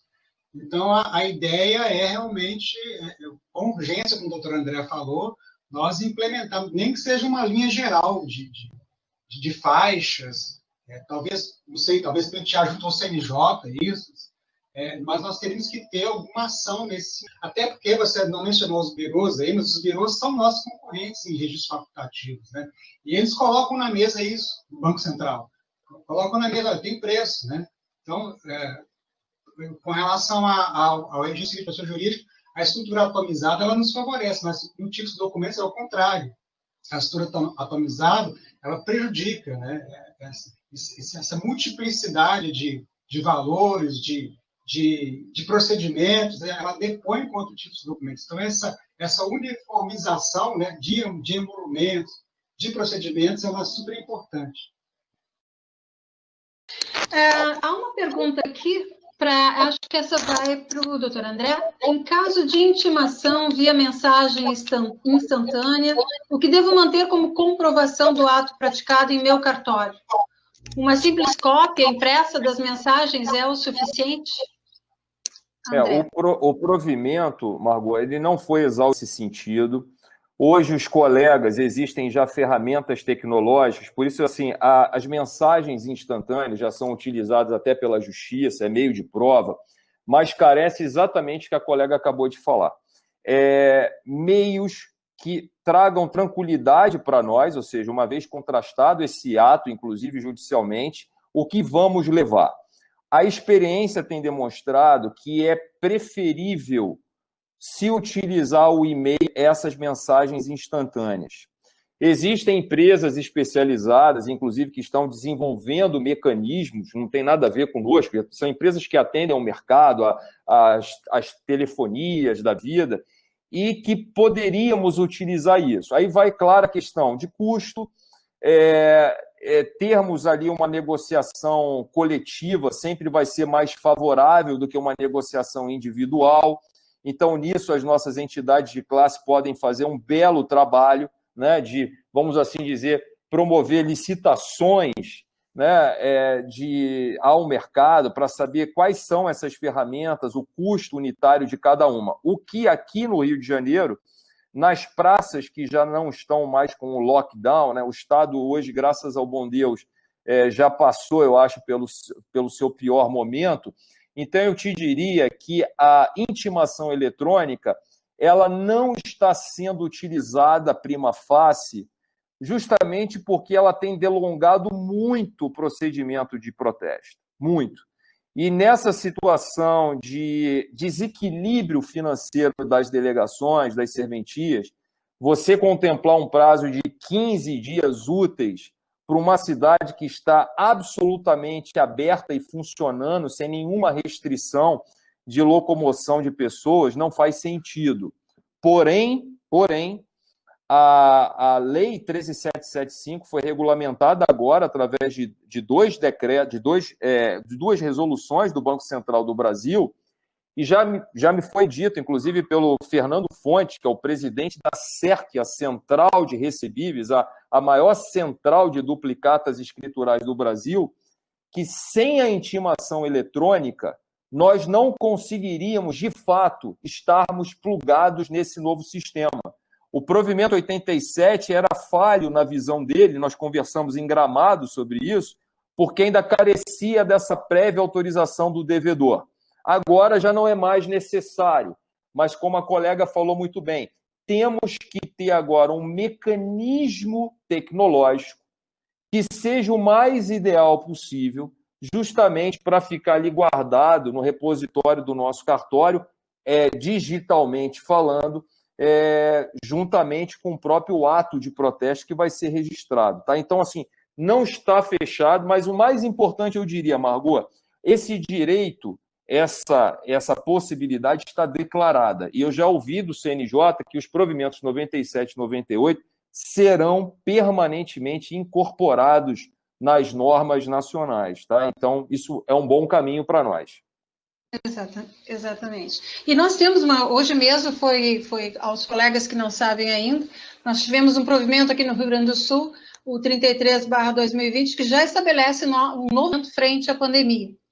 Então, a gente sabe, todos nós estamos sentindo que essa questão assim, viral, né, do Covid-19, ela é por ondas, e ondas muito rápidas. Sobe, desce. E o que nós estamos enfrentando aqui? É uma insegurança, porque a responsabilidade para se liberar total é muito grande para os poderes públicos. Por outro lado, nós temos negócio, o país precisa continuar andando, nós temos uma cultura diferente de outros países da Europa, América do Norte, enfim, que a cultura é diferente, as dificuldades aqui são maiores, e nós estamos, assim, quase que diariamente, ou no mínimo semanalmente, recebendo um novo provimento para dizer para nós como é que nós vamos atuar frente às bandeiras que elas estão assim, entre vermelho e amarela, e nós não sabemos como fazer, e aí essas questões, tem muitas questões que nós emperramos também por insegurança. Esses provimentos não asseguram o formato da intimação. Nós não sabemos como chegar, nós não sabemos como usar o WhatsApp, enfim, é uma série de circunstâncias que sim geram uma insegurança nos nossos atos, porém, nós temos conhecimento jurídico. Então, nós temos que, naquilo que é possível, né, aplicar o bom senso. Tivemos uma má notícia, Marco, essa veio para o PJ, né, em que o registro de diretórios políticos está sendo provavelmente suprimido de nós, e isso é uma grande perda, e essas perdas são preocupantes, porque, por enquanto, nós não vamos registrar os diretórios, porém, vamos registrar os atos dos partidos políticos, dos diretórios políticos, mas e daí? Quanto tempo falta para eles chegarem lá e suprimir isso aqui também? Essa necessidade da publicidade aos livros fiscais de partidos políticos, às atas lavradas nas suas reuniões. Então, nós temos, assim, a gente tem que ter muito cuidado, aplicar o bom senso, obviamente, questionar a aplicação da lei também, mas usar o bom senso de maneira que não se perca as atividades, não se percam atos, né, como foi o que aconteceu, está por acontecer, com está no Senado, né, para passar isso ali. Doutor André e Marco, nós tínhamos um vídeo também que o André gostaria de passar, eu acho, não sei se vocês querem, porque ele vai ser disponibilizado para o grupo. Isso, não, Margot, por mim, na verdade, eu queria mostrar para os nossos ouvintes como antes da pandemia, são 2 videozinhos, não precisa realmente passar agora, mas pode ficar disponível, são 2 propagandas resumidas do Itaú, e me pareceu assim, ser muito significativo, porque para mim aquele era o modelo vigente até o início da pandemia.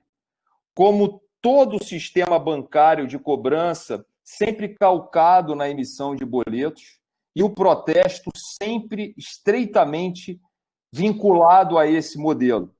E com essa nova sistemática do PIX, do pagamento instantâneo, eu acho que isso tudo vai ser alterado. E, complementando a fala do Marco, me parece o seguinte, a palavra de ordem é interoperabilidade, e as centrais, as nossas centrais, elas são fundamentais.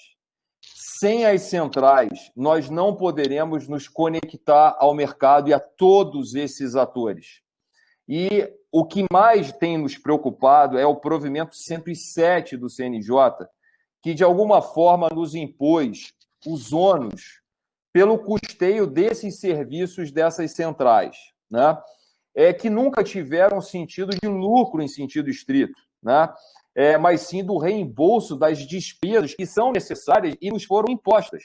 Então, hoje, a conditio sine qua non para o exercício do registro de títulos e documentos, do tabelionato de protesto, é que haja uma porta de passagem, de entrada e de saída.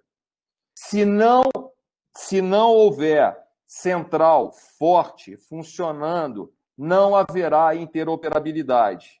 Não havendo interoperabilidade, já nos foi dito categoricamente, não é possível, por mais nobre, dogmático que sejam atividades dos senhores, como ela agregar valor à vida financeira, econômica, cotidiana das empresas e das pessoas. Então, uma preocupação para nós é justamente os impactos do provimento 107, que permitiu, por exemplo, o Estado do Rio Grande do Sul, como eu já conversei com o Romário, ele está podendo agora, de certa forma, custear ainda essas despesas. Mas, por exemplo, o meu estado, o Estado do Rio de Janeiro, 3% do valor dos emolumentos de cada título será destinado para o custeio do reembolso das despesas necessárias para a manutenção da SEMPROT estadual.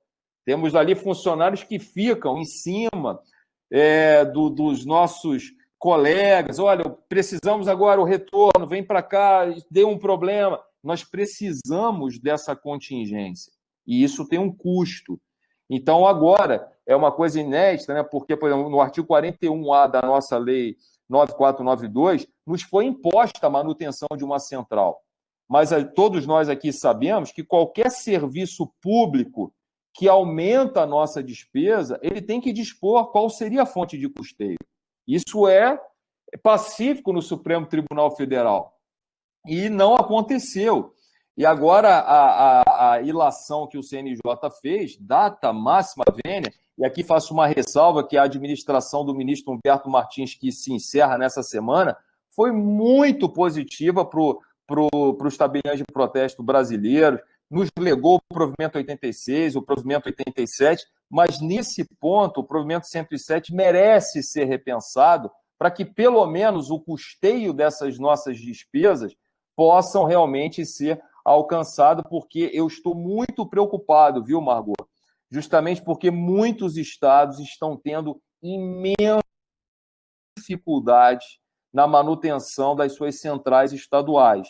E aí voltamos para o nosso início da nossa conversa. Não adianta um estado ter uma central super operosa e outro estado não conseguir chegar lá, e isso vai desnivelar o sistema e enfraquecer a acessibilidade dos nossos usuários, né? Então, isso aí é um desafio, né? O nosso encontro falou de soluções, mas fala de desafio. Eu diria que hoje, para todas as especialidades, esse seria o desafio mais iminente, porque ele pode fazer ruir, quase que assim, por assim dizer, o modelo de centrais eletrônicas e sem a qual as atividades 4.0 na era da pós-modernidade tecnológica não tem como subsistir, tá? Me preocupa muito. Bastante. Algum prognóstico, alguma possibilidade de esse provimento, que é um provimento, ser revisto, André, tu que estás mais próximo dos... Olha, Margot, a impressão é uma questão de compreensão, né? A Noreg BR, os institutos membros, já iniciaram, obviamente, toda uma tratativa no melhor tom e do tom mais isento, diplomático e real, porque o que nós estamos falando aqui é algo real. Não se ganha nada com central, não se tem lucro em sentido estrito, isso não existe. Na verdade, nós estamos falando, como você disse bem, nós temos um país continental. As nossas dimensões não são lá como o meu Portugal, porque eu também sou português, mas é um país de 10 milhões de habitantes. Então, lá tudo é, de alguma forma, melhor ou mais rapidamente resolvido. O Brasil não. O Brasil é um imenso cargueiro com 500 contêineres lá em cima, e para fazer uma curvinha de 2 graus é muito difícil, né? Então, assim, a perspectiva vem uma nova gestão, né? Algumas pessoas que estão nessa gestão atual ficaram lá, já conhecem de algum modo esse problema, e vamos continuar nessa interlocução isenta, de muito bom tom, né? Aqui eu faço mais uma vez a ressalva: a administração do ministro Humberto Martins, que é o próximo presidente do STJ, foi muito importante para nós, porque nos tratou com uma deferência institucional, como profissionais do direito, nos viu e nos encarou o tempo inteiro com muitos bons olhos, né? Mas esse ponto, o provimento 107, eu acho que ele mereceria ser melhor dimensionado, né? Porque, no frigir dos ovos, quem vai, de alguma forma, ser prejudicado com isso é a própria população, que é a nossa razão de existir. Nós estamos aqui no melhor sentido do servidor público, né? No ato da coisa, aquele que está preocupado em bem servir a sua população, ao nosso público-alvo, né? Então, eu acho que talvez tenhamos aí algumas perspectivas para isso. Margot? Ok, senhores. Perfeito. Nós estamos, então, entrando nos últimos 15 minutos da nossa live. Eu gostaria, então, de ouvir de vocês, assim, algumas palavras finais sobre o efetivo. A live de hoje, obviamente, colegas, como todos nós vimos, ela é para nos criar perspectivas, né? Vem nos dar uma perspectiva. Não é exagero dizer que protesto de títulos e registro de títulos e documentos de pessoa jurídica são facilitadores da vida empresarial do cidadão brasileiro, né?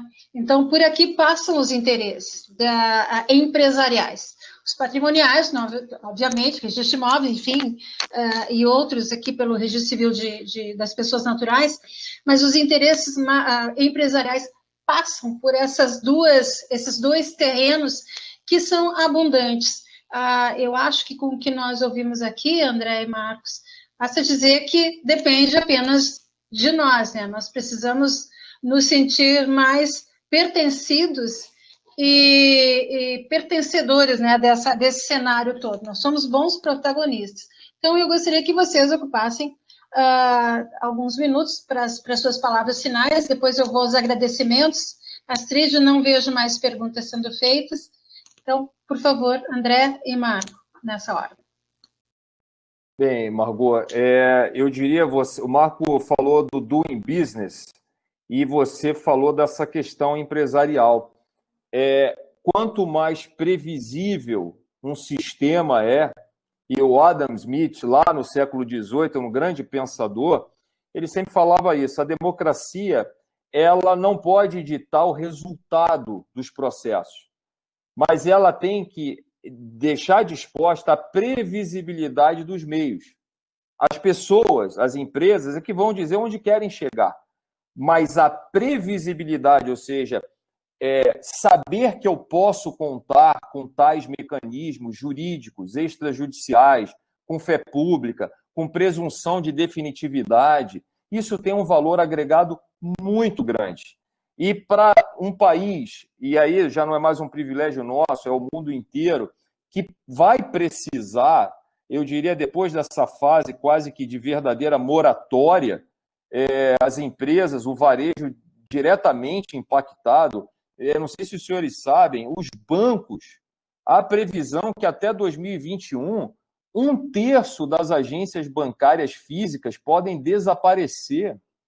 Isso é um reflexo da atividade econômica. Então, para termos investimentos produtivos, precisaremos mais do que nunca de um sistema notarial e registral forte, previsível, padronizado, nacionalizado, módico, célere.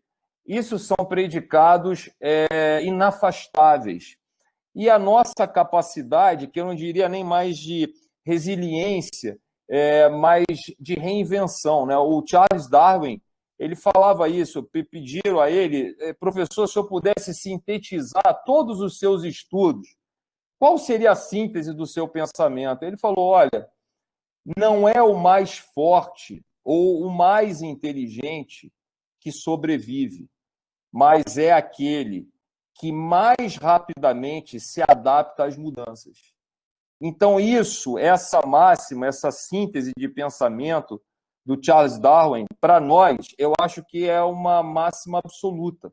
Ou seja, mais do que nunca, mais rapidamente, nós teremos que nos moldar nesse mundo que já não comporta mais cartularidade, já não mais comporta fisicalidade, é um mundo conectado, desmaterializado, mas a necessidade por segurança jurídica, por autenticidade, por ambientes seguros, vai continuar a existir.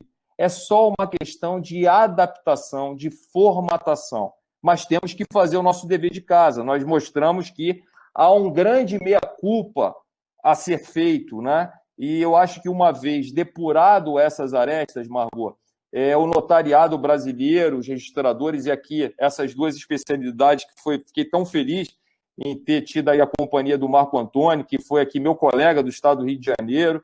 Eu tenho certeza que bons ventos virão, se Deus quiser, né? O Ariano Suassuna falava assim, olha, eu não gosto de ser um otimista, eu prefiro ser um realista esperançoso. Então, eu acho que isso se encaixa bem nesse momento histórico que nós estamos vivendo. Temos dificuldades, mas eu acho que nós temos bons motivos para não perder a esperança. E aí, aqui encerro agradecendo demais o convite, fiquei muito feliz, é um belo trabalho que a Escola Notarial Registral do Estado do Rio Grande do Sul faz. O notariado gaúcho é de suma importância para o Brasil, já legou obras fundamentais, um protagonismo muito grande. Então, eu fico muito contente de ter podido estar aqui com vocês essa noite. Muitíssimo obrigado. Obrigada, tia André. Marco. Complementando, então, o que o doutor André falou, dessa necessidade de fortalecimento, né? Eu queria também convidar e desafiar os colegas a participar, né? Porque esse fortalecimento ele vem da união de todos. Né? Nós somos um país continental, nós somos mais de 5.000 serventias, né? E essa força ela tem que ser sentida. Né? Às vezes caminhamos ali pelos corredores da Câmara, do Senado, então são poucas pessoas, né? Então acho que essa união, né? Se precisa de um deputado, do senador, então conclamar os colegas a buscar essa ajuda, essa união, esse fortalecimento da nossa categoria. Isso depende da participação de todos. Perfeito, Marco e doutor André, muito obrigada pela excelente fala de ambos. Eu tenho certeza que isso nos motivou bastante, a mim motivou, né? Eu me senti assim bastante entusiasmada, porque eu sei que nesse momento de crise os próprios birôs estão se sentindo um pouco incomodados. A gente nota pela movimentação que se percebe que há um desconforto. Por quê? Porque nós temos uma característica fortíssima para atender toda a população. Nós continuamos sendo a melhor parceria público-privada do Brasil, e o Adam Smith também, nas entrelinhas dele, ele sempre dizia que um país ele precisa de um mínimo de burocracia, André, para corrigir o seu rumo, né? Aquela burocracia boa, do bem, que é a nossa, que dá segurança jurídica e não representa nenhum custo para o Estado. Então, nós somos uma excelente, e não temos interesses particulares. Os nossos interesses são públicos, a nossa fiscalização é pública, a nossa atividade é pública. Então, nós temos que aproveitar isso e manter esse bom senso no aplicar, ouvir as entidades, e agradecer a vocês, a André, a Marco, que são dirigentes de entidades muito fortes no país, por nos darem essas palavras assim, de otimismo. Vamos ingressar na Rede Sim, vamos atender ao que diz os provimentos. Colegas, vamos ficar mais atentos aos retornos, né? O Semprot precisa dar essa resposta para a sociedade empresarial, para os bancos, porque nós temos nos bancos, ainda que haja os birôs estejam aí nos rondando, os bancos têm, sim, valorizado a nossa atividade e buscado ela para cuidar dos interesses dos clientes deles, que são os nossos usuários. Muitíssimo obrigado aos dois, aos colegas presentes. Eu também agradeço a honra de ter participado dessa live como moderadora. Espero ter sido conduzido de forma adequada. Tentei, assim, meia boca, substituir o nosso presidente Romário, que estava aí, como disse, estava de butuca ali, vendo se eu estava fazendo a coisa certa. Acho que eu tentei. Astrid, obrigada a ti. Eu te passo a palavra. Colegas, boa noite. Fiquem mais um pouquinho, que nós temos ainda alguns avisos da Fundação Enório. Muito obrigada aos dois colegas por terem estado comigo aqui. Abraço, Margot. Foi muito bom. Muito obrigado. Obrigada a você. Temos simplesmente que dizer que beleza, que maravilha. Nós realmente ouvimos, nós conhecemos desafios, nos foram apontados caminhos, nos mostraram ferramentas, nos entregaram soluções. Então, temos simplesmente que agradecer imensamente a participação do Dr. André, Dr. Marco Antônio e da nossa moderadora, nossa querida doutora Margot. A Fundação Enório se sente muito satisfeita e realizada em poder oferecer à classe extrajudicial e também à comunidade jurídica estes momentos em que se possam dividir os conhecimentos e somar forças, principalmente. Agradecemos imensamente a participação dos senhores e da senhora, também dos nossos assistentes, comunicar que tivemos mais de 80 pessoas envolvidas, nos ouvindo praticamente em permanência aqui, 50 a 60 pessoas. As nossas lives, logo após, elas estão sempre também publicadas, a partir de amanhã já publicadas na plataforma, já editadas, podendo ser revistas, e dentro de 15 dias elas ficam também disponíveis no YouTube, onde já se encontram as anteriores, né? Podem procurar, que vocês vão ver lá as oportunidades que nós fizemos, enfocando também as outras especialidades. Já trabalhamos notas, já trabalhamos registro civil, e para a próxima semana convidamos para condomínio de lotes. Enfoque, então, no registro de imóveis, quando teremos a colaboração do Dr. João Pedro Lamana Paiva, do Dr. Fábio Machado Baldiceira, que é advogado, que é diretor regional aqui do Ibradim, né, e também da HDI, aqui no Rio Grande do Sul, com a moderação do presidente do Colégio Registral do Rio Grande do Sul, Dr. Cláudio Nunes Greco. Então, solicitamos que vocês, tendo interesse, procurem no site da Fundação Enório, nos acompanhem no Instagram, no Facebook, acessem as nossas redes e estejam conosco, buscando justamente compartilhar desses momentos e fazer este movimento, né, de que nós tenhamos sempre ocupação, novidades, aprendizado, conhecimento e principalmente integração, mostrando a essencialidade de todas as especialidades notariais e registrais para a sociedade em que vivemos. Este é o nosso desejo, esta é a nossa vontade, que todos se encontrem com muita saúde, que todos perseveramos, que nós tenhamos perspectivas e que estejamos muito bem. Fiquem muito bem, o nosso muito obrigada, o nosso muito obrigado. Em nome da Fundação Enor, estão encerrados os trabalhos desta noite. Fiquem todos com Deus, encontrem-se muito bem, acolhidos e um abraço de coração. Muito obrigado. Obrigada. Boa noite a todos. Muito obrigado.